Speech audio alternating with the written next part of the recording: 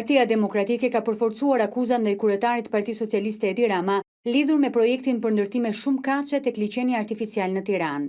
Aldo Bumçi, në emër të demokratëve, e cilësoi Edi Ramën jo për herë të parë mister 20%, duke nënkuptuar me këtë gjobat që sipas e Listë Demokratike, kreu i bashkisë vendos në shkëmbim të një leje ndërtimi. Madje, sipas Bumçit, kryebashkiaku po ushtron presion mbi mediat që kontrollon, duke u kërkuar si kundërtha të fusin në thes pallatet 30 kaçe tek diga e liçenit.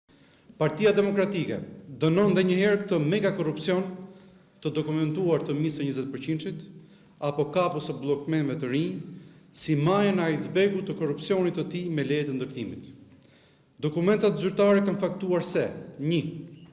Kërkesën në KRTRSH për ndryshimin e distancionit e ka bërë vetë misë 20% dhe në kërkesë nuk ka paraqitur asnjë plan ndërtimi dhe zhvillimi.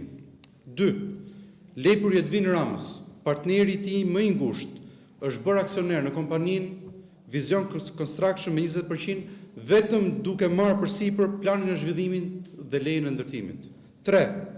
Mbi bazën e kësaj kontrate, misë 20% ka hartuar planin e zhvillimit të kësaj zone me ndërtime 30 deri në 35 kate, sepse vetëm kështu 20% i tij me një kontratë vete të vetme arrinte vlerën e 100 milion eurosh. Deputeti Bumçi përfundoi deklaratën duke cilësuar kryetarin e bashkisë Edi Rama, strumbullar kryesor të korrupsionit në Shqipëri, madje edhe në Europë.